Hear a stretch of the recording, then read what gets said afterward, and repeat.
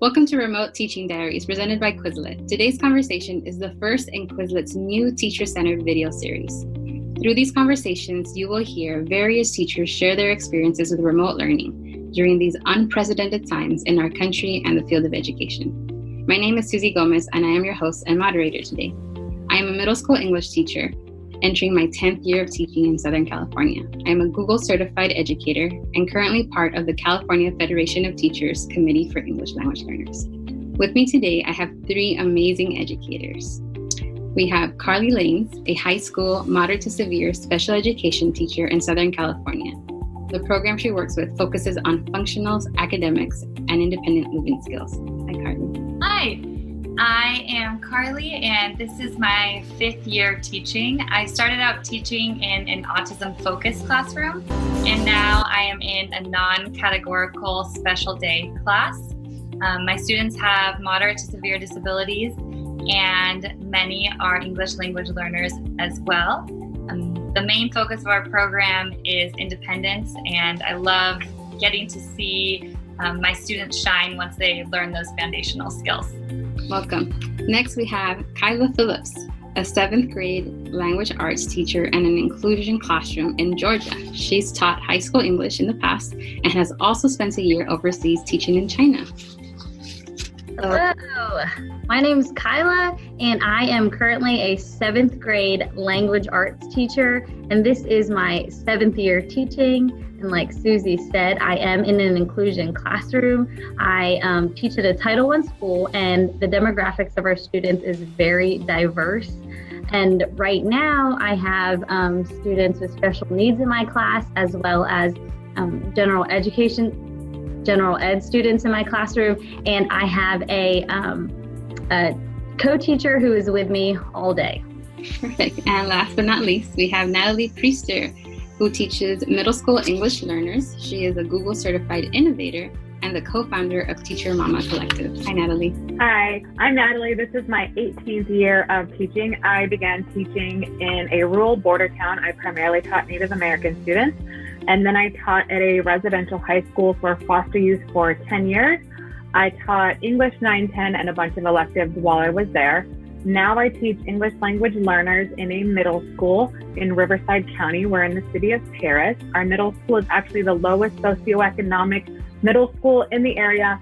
Our community is an interesting mix of rural areas and more suburb areas, even some new build housing. And my students are primarily Latinx. Most are English language learners, or at least bilingual students, meaning the whole school population is mostly Latinx. And my classes are academic English, which is for English language learners. I teach on a 2-year loop, so I have my kids for 7th and 8th grade. I am currently on a 7th grade this year. Welcome, Natalie. Very similar to Natalie, I also teach in a predominantly Latinx community, and over 90% of our students are Latinx students, all second language learners as well. And I think we have a lot of things in common there. All right, so let's jump into, I think what everyone wants to know is, what model are we all in? So what model is being implemented at your school? Hybrid, online? What does your schedule basically look like now that we are, everything has changed all over the country? So we'll start with Carly. So Carly, can you go ahead and tell us, what does the model at your school look like? So my district is currently on a fully online model. My students are participating in synchronous learning on Monday, Wednesday, and Friday. They transition from class to class. They have 6 periods a day. We start at 8:30, they end at 2:30. And then on the Tuesdays and Thursdays, our school has those designated for asynchronous days. However, as a SPED department, we use those days more so for progress monitoring. We have the opportunity to pull small groups or individual students to work on specific IEP goals. We are closing in on week 5, and I think my students have finally gotten the hang of the schedule. Although I tell my students all the time, the most important life skill you can have is to be flexible. So I'm going to try to practice what I teach and be ready to embrace the changes that I'm sure are coming in the next few weeks.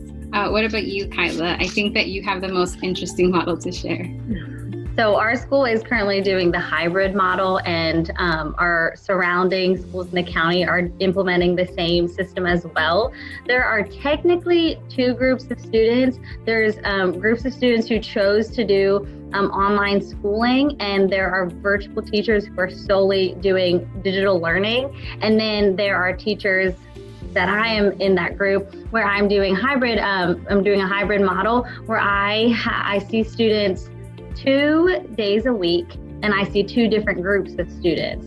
So for example, I'll see group 1 Monday and Tuesday, and then they'll do digital learning lessons for that rest of the week. And then I will see another group Thursday and Friday, and they've already completed digital lessons. And even though they are working digitally, they are totally separate from our online academy.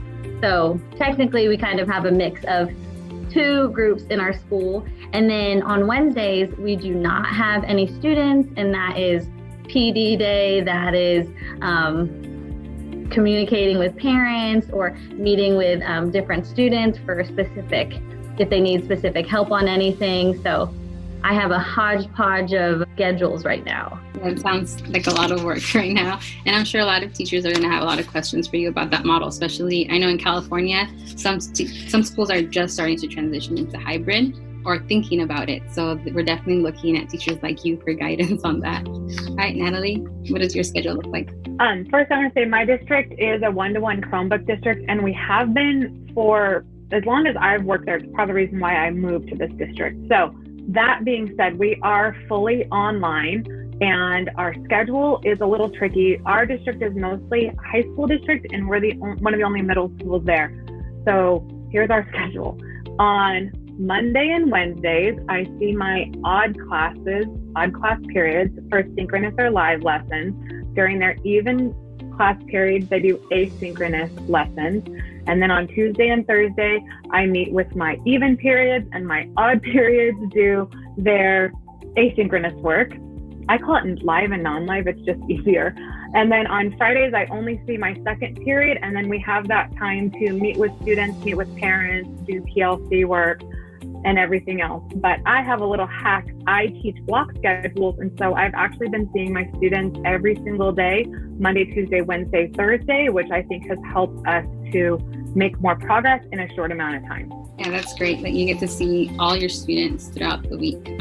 I have a similar schedule as you, Natalie. So I have my odd periods on Mondays and Thursdays, and then my even periods on Tuesdays and Fridays. And just like Kyla, our professional development days are on Wednesdays, which is oftentimes a nice little break in the middle of the week. But oftentimes that's a lot of meetings and trainings. So screen time is always up there. All right, so we're gonna move on to our next question, which I think that will resonate with a lot of teachers out there, which is the challenges we're facing right now. So what has been the biggest challenge you or your students have faced or encountered so far? And we'll start with Kyla, who is in the hybrid model. I think the biggest challenge for myself and my students as well is just embracing the new normal.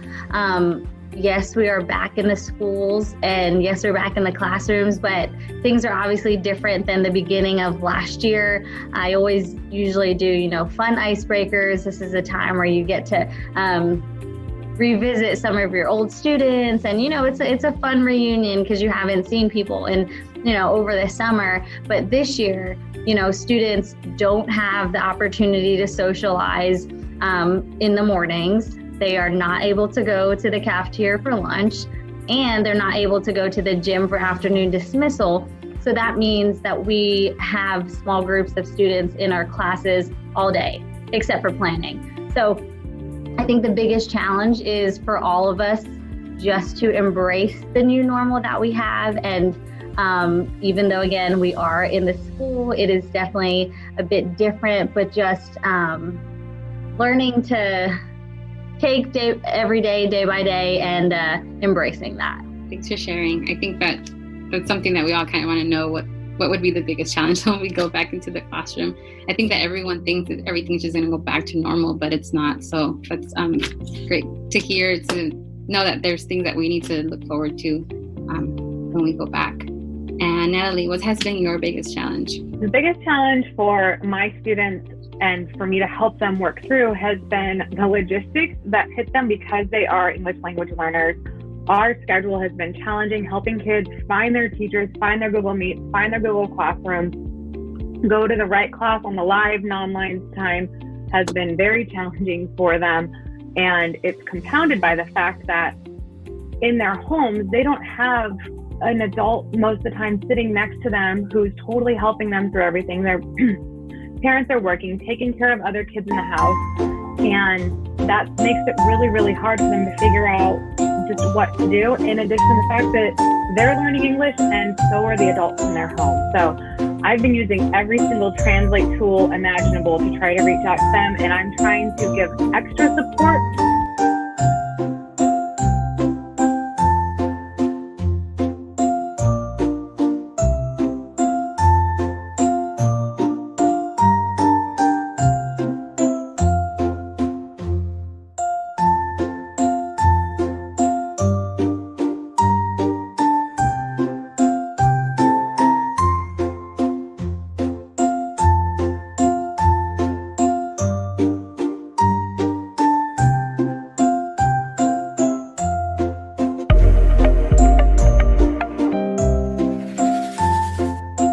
Split your Zoom meeting among 50 separate sessions with Zoom's Breakout Rooms feature. To get started, navigate to your Zoom web portal, click Settings, then In Meeting Advanced.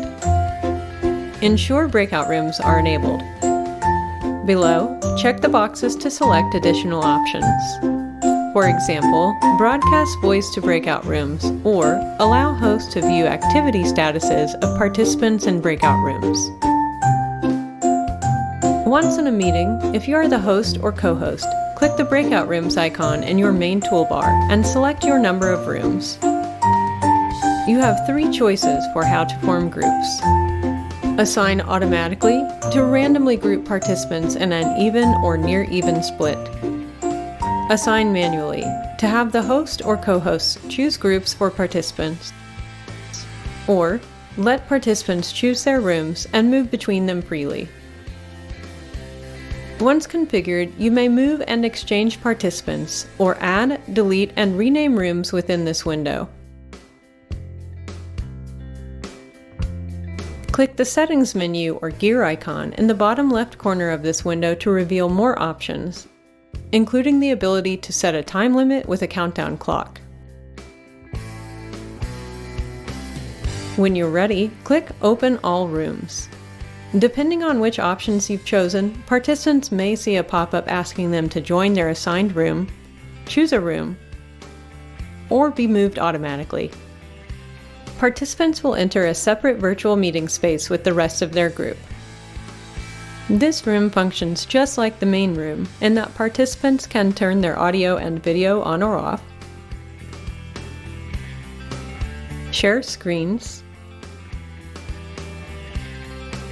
collaborate on whiteboards,